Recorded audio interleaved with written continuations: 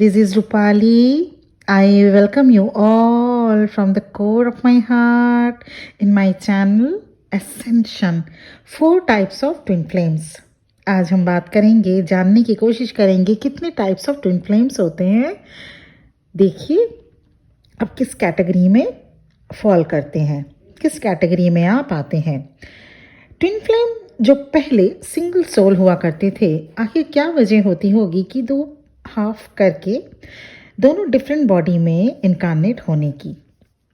इस वीडियो में हम जानेंगे उन 4 reasons, 4 types of twin flames की क्यों एक सोल को स्प्लिट करना पड़ता है, why the soul divided into 2 energy parts who incarnate as twin flames। तो 4 टाइप्स में से नंबर 1 जो पहला टाइप है वो पहले डिस्कस करेंगे। कुछ सोल इसलिए स्प्लिट होती है ताकि वो इस अर्थ पर अलग अलग बॉडी में आकर जान सके कि कैसा फील होता होगा जब कोई सोल अपने ही सोल से प्यार करे, इंटरैक्ट करे। They want to experience parallel lives. It also speed up the learning and soul evolution.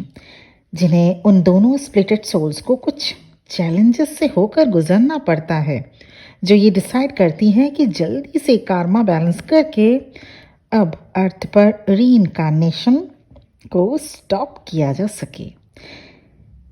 ये वो ट्विन फ्लेम्स होते हैं जो 3D प्लेन पर कभी नहीं मिलते, जैसे सेलिब्रिटी ट्विन या कोई एक ट्विन फॉरेन लैंड में और दूसरा इंडिया में, या कोई दूसरे जगह पे और दूसरा कहीं और।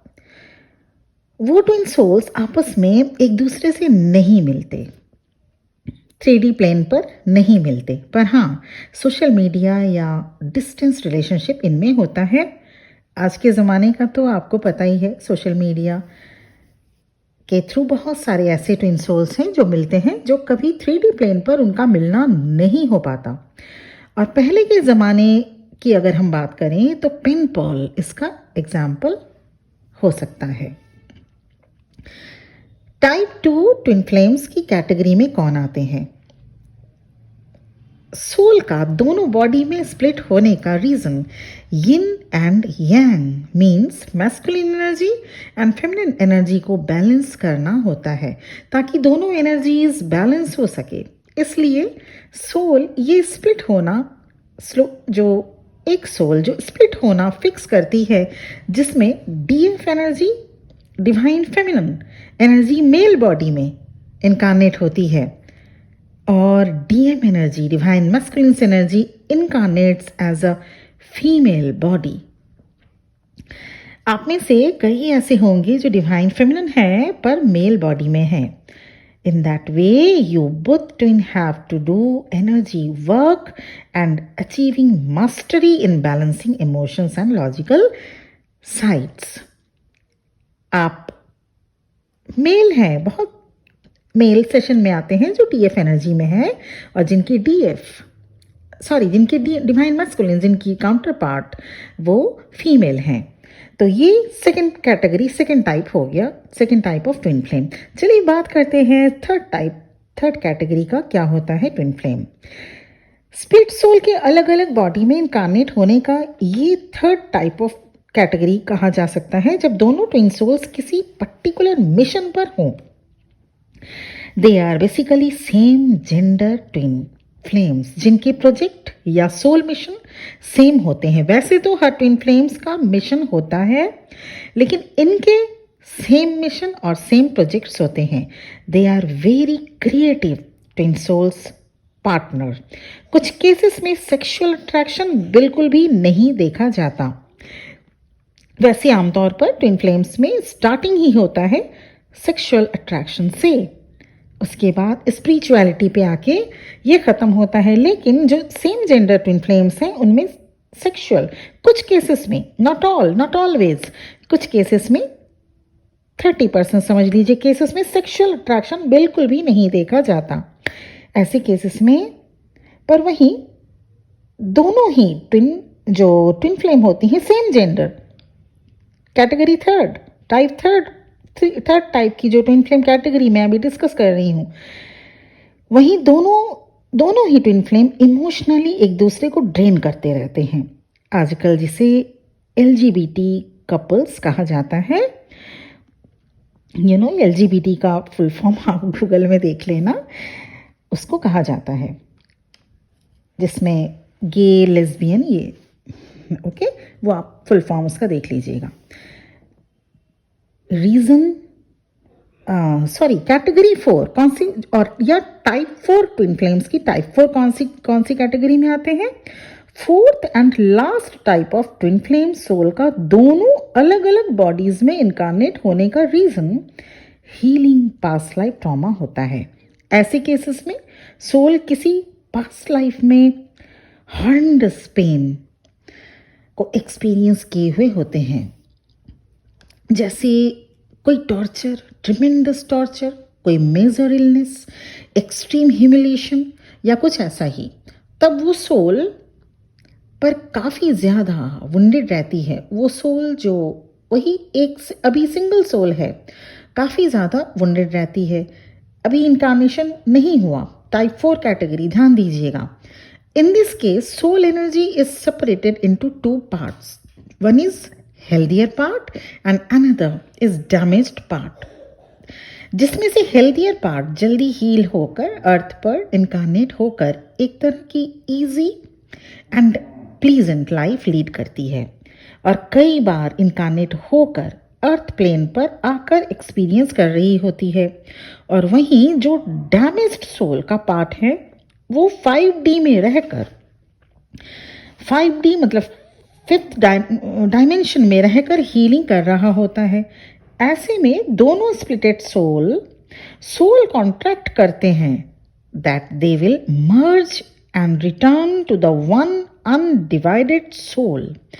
पर क्योंकि दोनों स्प्लिटेड सोल्स की soul age and soul vibration, soul age मतलब एक जो हील्ड था, जो डैमेज एक हीलिंग पर्पस के लिए जो हाफ हुआ था, वो तो बार बार अर्थ प्लेन पर आया, इनकारनेट हुआ, इसलिए उसको एक्सपीरियंस काफ़ी हुआ।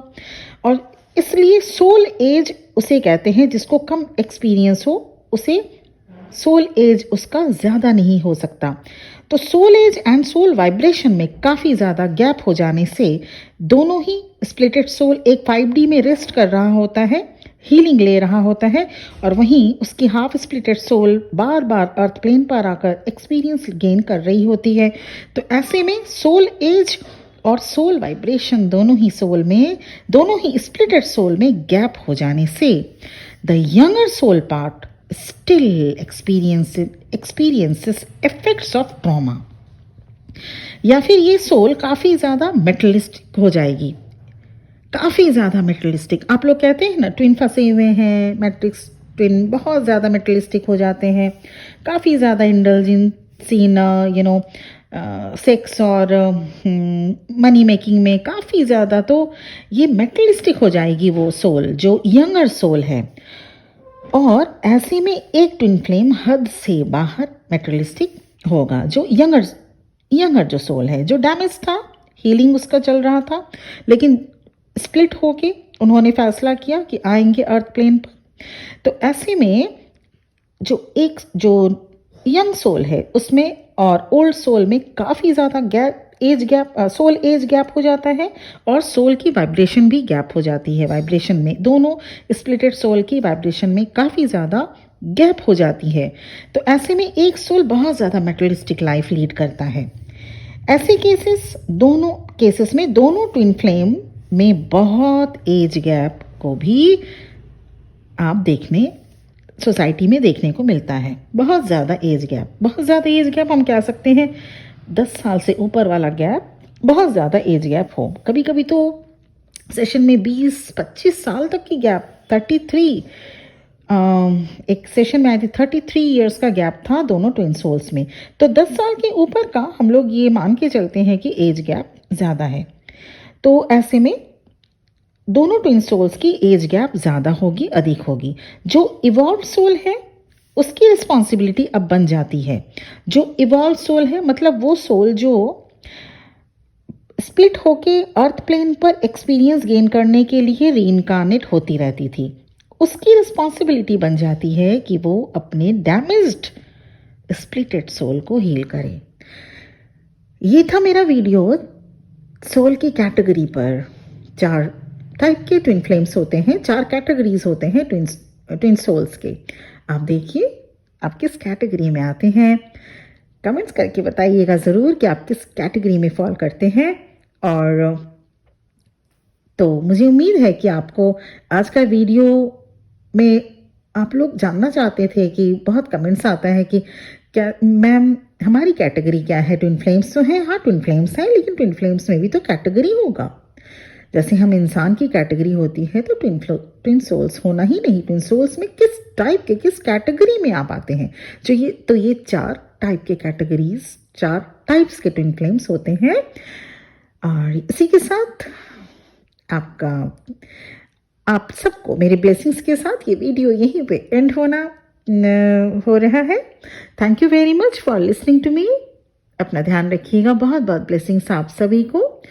आपकी जर्नी बहुत जल्द पूरी हो और आप लोग अपने लाइफ पर्पस में आगे बढ़ें, सोल मिशन पूरा कर सकें, सोल पर्पस कर सकें। यही मेरी ईश्वर से प्रार्थना होगी। Thank you very much for listening to me. ओम नमः शिवाय।